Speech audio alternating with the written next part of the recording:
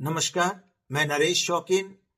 दोस्तों, जिस ताकतवर पॉलिटिकल फैमिली का आज मैं इस वीडियो में जिक्र करने जा रहा हूं, उसका राजनीति में दबदबा, उसका पॉलिटिकल क्लाउड लगातार कम हो रहा है।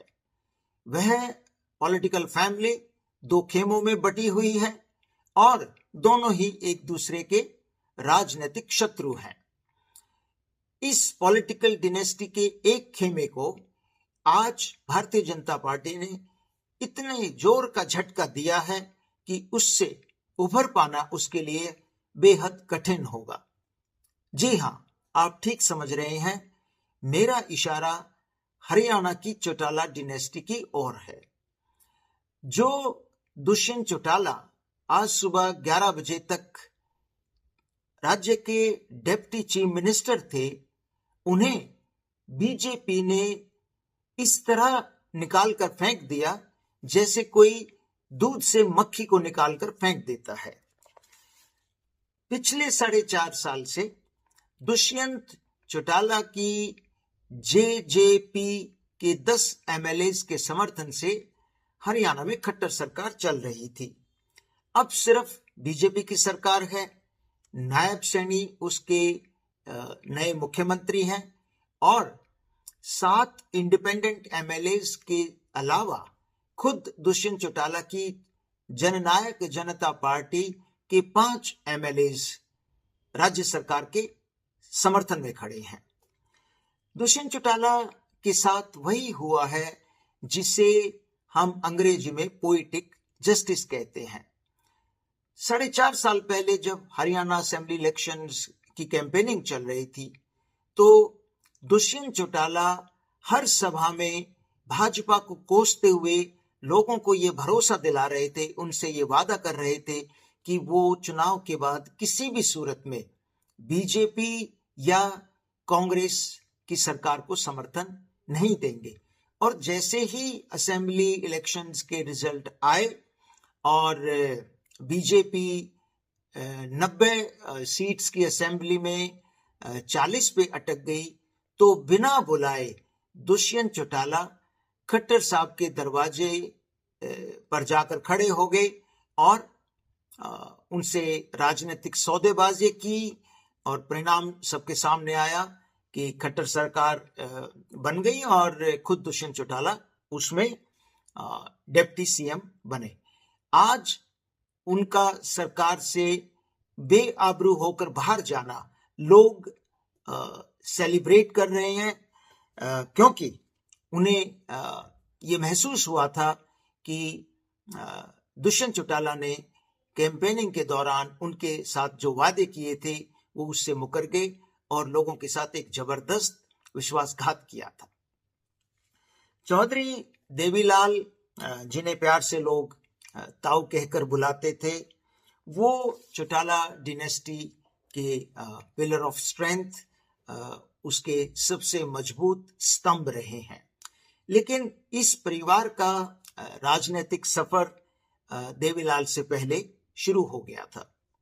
मैं इस वीडियो में दोस्तों कुछ ऐसी बातें शेयर करूंगा जो अमूमन पब्लिक डिस्कोर्स में सुनाई नहीं देती।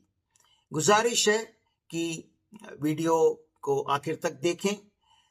अगर अच्छी लगे तो लाइक भी करना और मेरे चैनल को भी सब्सक्राइब करना। चौधरी साहिब राम सिहाग ताऊ देवीलाल के बड़े भाई थे। दरअसल चौटाला इस परिवार का गोत्र नहीं है। पंजाब और हरियाणा राज्यों में नाम के साथ गांव का नाम जोड़ने की एक परंपरा रही है और यही वजह है कि इस परिवार ने अपने नाम के साथ अपने गांव चौटाला को जोड़ा, ना कि अपने गोत्र को। जो इनका गोत्र जो है वो सिहाग है, जिसे लोग सुहाग भी बुलाते हैं और सहवाग भी। चौधरी साहिब राम अनडिवाइडेड पंजाब में 2 बार एमएलए बने, एक 1937 में और दूसरी बार 1946 में। साहिब राम की एक बेटी की शादी महेंद्र सिंह लाठर से हुई, जो खुद करनाल से एक बार MP चुने गए थे। साहिब राम के पोते कैप्टन अमरदीप दिल्ली में शीला दीक्षित सरकार में कई बार मंत्री रहे डॉक्टर योगानंद शास्त्री के दामाद हैं। चौधरी देवीलाल पहली बार 1952 में MLA बने। 1959, 1962, 1972, 1974, 77, 1980, 1982, 1985, 1987, 1991 में भी उन्होंने असेंबली का चुनाव जीता। 1980 में सोनीपत से MP बने। 1989 में रोहतक से MP चुने गए। 1989 में ही सीकर से MP चुने गए। 1999, 1996 और 1998 में लगातार लोकसभा का चुनाव हारे। 1998 में चौधरी देवीलाल राज्यसभा के लिए चुने गए। ताऊ देवीलाल 2 बार देश के डिप्टी प्राइम मिनिस्टर बने। एक बार 1989 में जब VP सिंह प्रधानमंत्री बने थे, और दूसरी बार 1991 में जब चंद्रशेखर प्रधानमंत्री बने थे। आपको वह वाक्य याद होगा जब 1989 में VP सिंह के धुर विरोधी चंद्रशेखर इस बात पर अड़ गए थे कि जनता दल पार्लियामेंट्री पार्टी का लीडर चुनने के लिए इलेक्शन होना चाहिए, और वो किसी भी सूरत में VP सिंह को प्रधानमंत्री नहीं देखना चाहते थे। इसीलिए एक चाल चली गई। जनता दल पार्लियामेंट्री पार्टी की मीटिंग में पहले चौधरी देवीलाल को नेता चुना गया, और ये न्यूज़ उस वक्त मीडिया में फ्लैश भी हो गई थी। और फिर उसके तुरंत बाद चौधरी देवीलाल ने उस ऑफर को इनकार कर दिया और अपनी ओर से VP सिंह का नाम बतौर पार्लियामेंट्री पार्टी का लीडर प्रपोज कर दिया।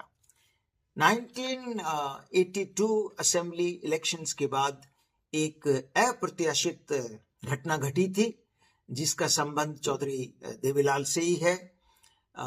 उस इलेक्शन में हरियाणा राज्य असेंबली में किसी पार्टी की भी क्लियर मेजॉरिटी नहीं आई थी, लेकिन चौधरी देवीलाल और BJP दोनों मिलाकर उनके पास इतने MLA थे कि वो अपना बहुमत साबित कर सकते थे। इससे पहले कि दोनों पार्टीज में गठबंधन होता, रातों रात गवर्नर GT तपासे ने भजनलाल को मुख्यमंत्री पद की शपथ दिला दी, और अगले दिन जो हुआ वो ना तो उससे पहले कभी देश में हुआ था और ना ही उसके बाद कभी हुआ। Furious at that unexpected development, Chaudhary Devi Lal slapped governor GT Tapase. Chaudhary Devi Lal के 4 बेटे थे। एक चौधरी ओम प्रकाश चौटाला जो सबसे बड़े हैं, चौधरी रणजीत सिंह जो खट्टर सरकार में भी मंत्री थे और अब नायब सिंह सैनी की सरकार में भी आज ही दोबारा से मंत्री बने हैं। प्रताप सिंह और जगदीश सिंह की यंग एज में ही डेथ हो गई थी, लेकिन ओम प्रकाश चौटाला, प्रताप सिंह और चौधरी रणजीत सिंह तीनों ही कई बार MLA बने और MP भी बने। खासकर रणजीत सिंह की हमेशा अपने पिता चौधरी देवीलाल से अनबन रही। वो हमेशा से अपने बड़े भाई ओम प्रकाश चौटाला के धुर विरोधी रहे और कांग्रेस में भी गए, लेकिन चौधरी देवीलाल के साथ कभी वो उनकी बन नहीं पाई। चौधरी ओम प्रकाश चौटाला 4 बार राज्य के मुख्यमंत्री बने, लेकिन वो अपनी कभी भी टर्म पूरी नहीं कर पाए। चौधरी देवीलाल खुद 2 बार राज्य के मुख्यमंत्री बने। रंजीत सिंह जो खट्टर सरकार में भी मंत्री थे और अब आज फिर उन्होंने शपथ ली है नायब सिंह सैनी सरकार में, वो शायद डिप्टी सीएम भी बन सकते हैं। उनके जो तीसरे भाई थे प्रताप सिंह, वो भी एमएलए रहे। ओम प्रकाश चौटाला के दोनों बेटे डॉक्टर अजय सिंह चौटाला और अभय सिंह चौटाला दोनों ही कई बार एमएलए रहे हैं। अभय सिंह चौटाला आज भी एमएलए हैं और अजय सिंह चौटाला सिर्फ हरियाणा से नहीं, राजस्थान के नौहर सीट से भी एक बार एमएलए चुने गए थे। वो राज्यसभा में भी एमपी रह चुके हैं। दिलचस्प है कि जो टीचर्स रिक्रूटमेंट घोटाला था, उसमें चौधरी ओम प्रकाश चौटाला और उनके बड़े बेटे अजय सिंह चौटाला दोनों को 10-10 साल की सजा हुई थी। ये अपने आप में एक राजनीति में अलग सी मिसाल है कि दोनों बाप बेटे जो राजनीति में बड़े नेता हैं और एक तो जो 4 बार मुख्यमंत्री रह चुके हैं, उन दोनों को ही 10-10 साल की सजा काटनी पड़ी। आज अजय सिंह चौटाला जो हैं वो अपने पिता ओम प्रकाश चौटाला और अपने छोटे भाई अभय सिंह चौटाला के धुर विरोधी हैं, बल्कि एक तरह से राजनीतिक शत्रु हैं। दुष्यंत चौटाला अजय सिंह चौटाला के बड़े बेटे हैं। अजय सिंह की पत्नी नैना चौटाला वो भी इस वर्तमान असेंबली में एमएलए हैं। दुष्यंत चौटाला का जिक्र मैंने इस वीडियो की शुरू में किया था। आगामी लोकसभा इलेक्शंस में अगर दुष्यंत चौटाला अपने कैंडिडेट्स जेजेपी की तरफ से खड़े करते हैं तो यह निश्चित है कि लोकसभा इलेक्शंस में इस पार्टी के हर कैंडिडेट की जमानत जब्त होगी।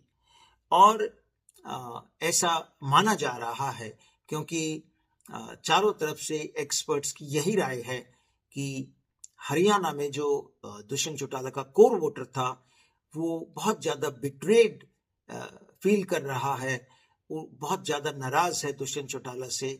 और इस साल के अंत में जब असेंबली इलेक्शंस होंगे तो अगर दुष्यंत चौटाला अपनी पारंपरिक सीट से एमएलए जीत पाए तो ये अपने आप में एक बड़ा चमत्कार होगा। नेक्स्ट वीडियो में एक और प्रमुख पॉलिटिकल डिनेस्टी को लेकर मैं आपकी सेवा में हाजिर होऊंगा। तब तक नमस्कार।